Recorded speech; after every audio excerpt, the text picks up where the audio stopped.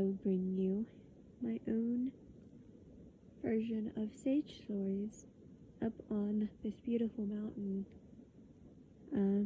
I don't know what I'm gonna call it yet, but right now I am currently in my tent on the mattress that I blew up by my own mouth, I guess. And I'm staring out at this beautiful mountain. The sun has just went down and the little glow, last light. I mean, it's still very light out, but no sun in sight. And it's that faint red-orange shadow that you see on the horizon. As I was walking up here, a lot of people, asked if I was alone and stuff, which makes sense, but I didn't know what to say because, one, I guess, for my own safety, I should be like, no. But, two, I wanted to be that one person that's like, yeah, I am alone, so what? I feel like there's such a big double standard on women, especially, and on having to be with someone to do these types of things. And I think that I felt that myself, having to either be with family or friends, or what I usually see is couples up here. And I guess from an early age, maybe that's been put in my head that if I want to do these types of things, that I have to look for someone to help me and do these things. But after I had gone, after this whole quarantine thing, even though it's not over, I just had a lot of, self-reflection and some challenges that I went through in terms of my own decisions and, feeling independent, which ultimately came down to me wanting to escape, which I think I've talked about on a different podcast briefly. And I just felt really stuck in my house like everyone else, but being there made me feel really powerless. And the only one thing that I wanted to do was get out here and make some choices, very small choices, on my own. Like where to go. I feel like when you're on a trip by yourself, every choice that you make, well, of course, is your own, I guess. I mean, in some ways, your family and friends can have influence and tell you what to do to make sure that you're safe and things like that, but really, I think this trip has allowed me to make 100% of my own decisions.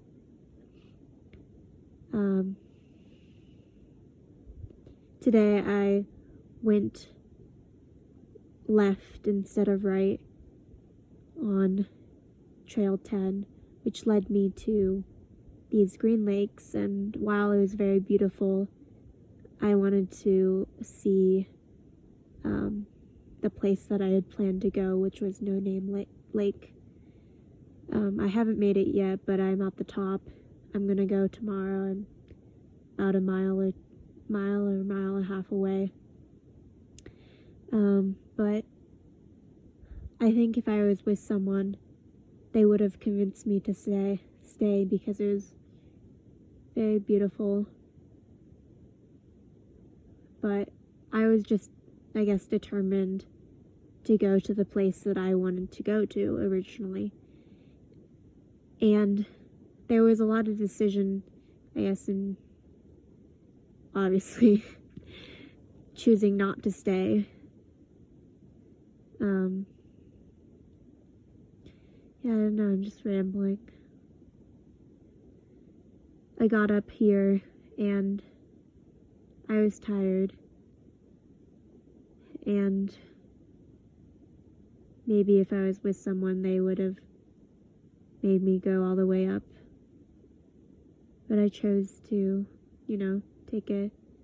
make my tent, eat,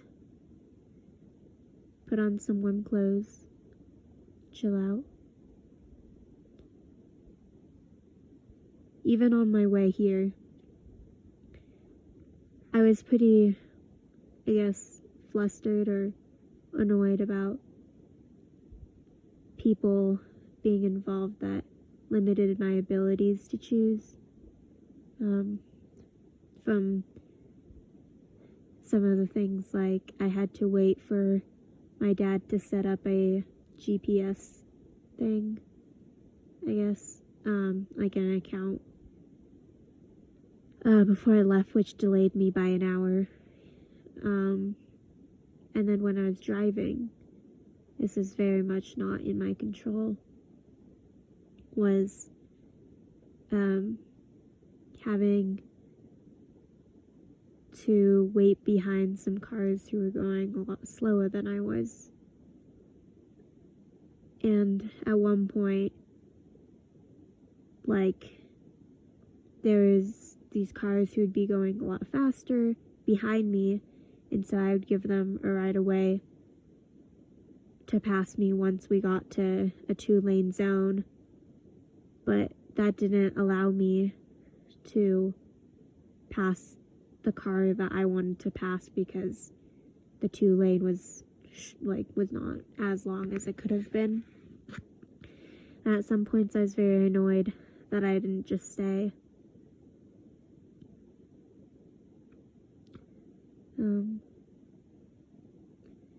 But yeah, I think that lately I've just been dealing with control and my need for it, and going on these trips, while I love nature, it just allows me to have a sense of decision and just not leaving up anything back, or not leaving this whole situation back to whatever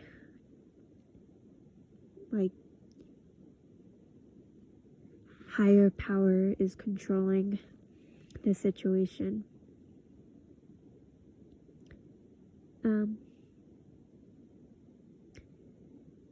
But yeah, back to, I guess,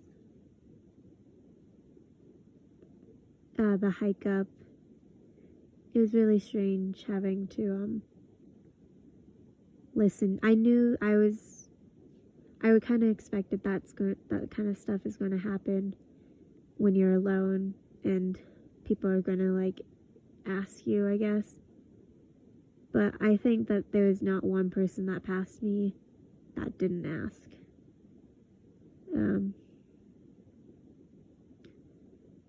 So and for the majority of the part, I think that those people are asking out of either curiosity or just my safety. But it's kind of annoying that, I'll see guys all the time backpacking, solo backpacking, and that's a lot more acceptable,